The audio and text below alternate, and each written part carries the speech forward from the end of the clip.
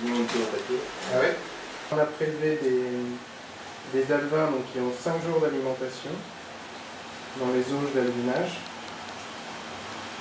On va donc procéder à l'autopsie, qui se réalise toujours en 3 temps. Donc un examen externe, donc on analyse on va observer la surface du tégument, surface de la peau, par un simple raclage de la lamelle sur la surface du tégument et la position après contre la lame de verre, la lame porte-objet. Donc ça c'est le premier temps. Le deuxième est l'examen branchial à l'aide, donc là c'est vraiment du petit poisson, mais donc, à l'aide de la pince et des ciseaux on va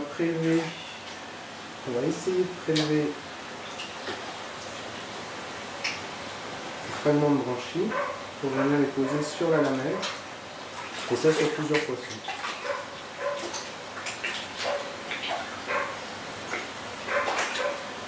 Bon, le but est quand même d'observer le plus possible d'individus pour essayer d'établir un diagnostic de groupe et pas se focaliser sur l'état d'un seul poisson. Il est important de pouvoir en observer le plus possible. Enfin, le plus possible étant représentatif de la mortalité générale qui est observée dans les lacs. Donc là, on peut premièrement remarquer qu'on a une anémie. Voilà, on a les deux premières lames qui contiennent le prélèvement cutané, le prélèvement branchial, et après un examen interne, donc c'est-à-dire qu'on va aller ouvrir le poisson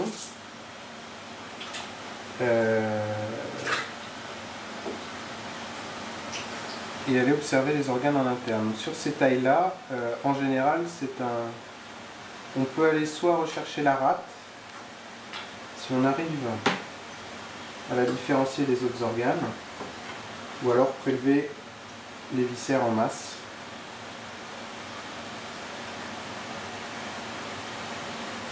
Donc là j'ai prélevé une petite rate, on voit de rouge, qui paraît légèrement hypertrophiée.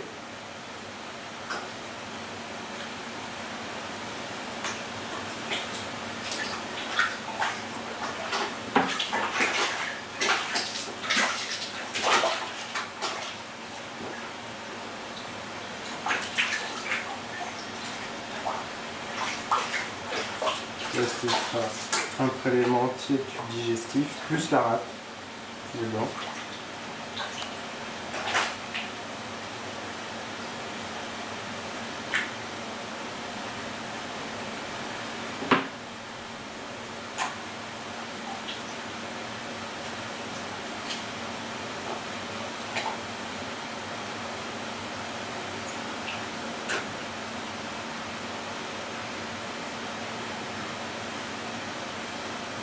On peut observer, je ne sais pas si on le voit sur le...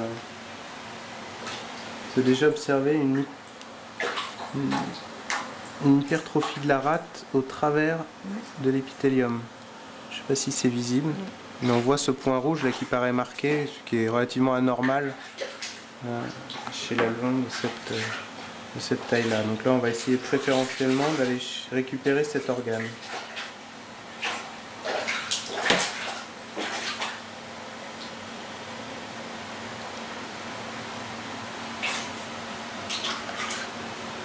Entre la rate et la lame de verre, la lame porte-objet.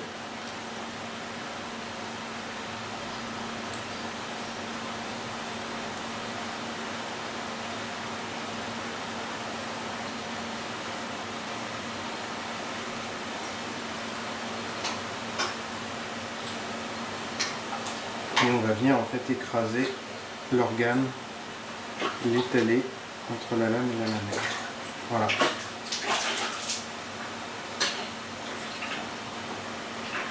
Donc après on commence du général au particulier, on va regarder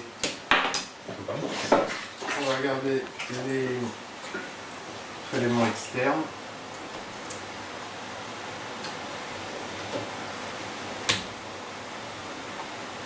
D'abord au faible, puis après au fort grossissement.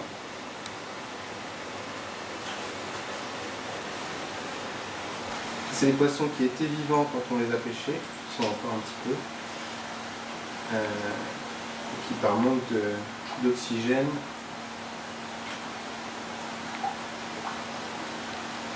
sont morts. Donc là on a une première observation, je ne sais pas si on voit les organes. Les organes sont tuméfiés, il y a une réaction inflammatoire assez forte sur le foie. Le foie est gonflé, la rate est gonflée, une hyperplasie de la rate. On a un contenu stomacal qui est distendu, l'estomac est distendu, l'intestin là est ouvert, il paraît inflammatoire aussi. Sur la vessie gazeuse et sur le péritoine, on a des hémorragies, des micro-hémorragies. Donc là, on peut très fortement suspecter un phénomène infectieux de type septicémie. Ou alors viral, mais on n'est pas dans des plages d'expression des virus classiques. On observe aussi au niveau branchial une anémie avec une décoloration de l'épithélium branchial. Le but est de confirmer que sur les différents représentants prélevés, on a la même symptomatologie, on n'a pas une symptomatologie isolée. Ce qui est le cas ici, pareil avec la rate hyperplasiée, le foie décoloré, présence de pétéchies, et les pétéchies sur la vessie gazeuse.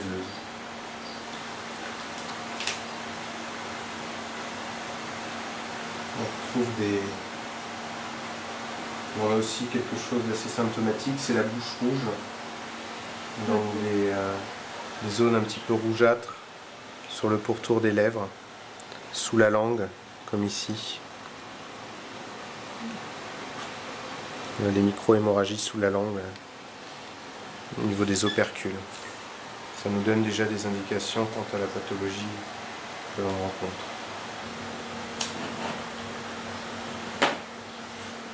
Donc là, le but est de prélever la souche de bactéries qui forment une septicémie chez ces individus-là. Donc pour ce faire, on a des géloses non sélectives, de type TSA. C'est très simple, bon, là c'est de la bactériologie de terrain qui n'est pas forcément tout à fait réalisée dans les règles de l'art, mais qui va nous permettre dans tous les cas d'isoler le germe pour confirmer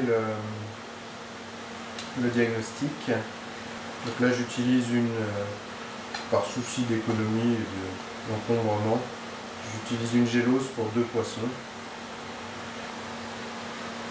En fait, je procède en 2 temps. Par poisson, j'utilise 2 pipettes Pasteur. L'une qui sera complètement fondue à l'extrémité pour étaler le prélèvement.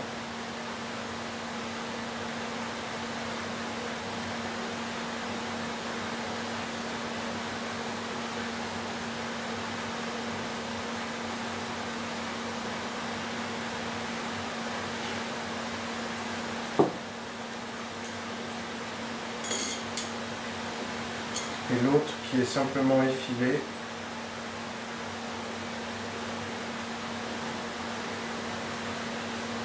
dans le but de faire un capillaire pour prélever le sang assez facilement. On va aller prélever du sang rénal.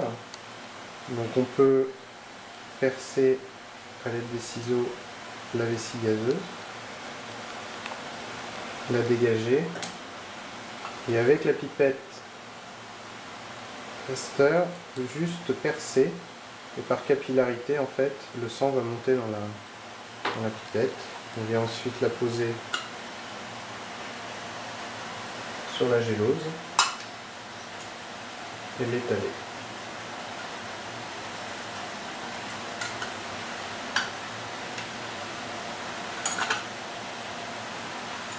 Et ainsi de suite pour les autres poissons.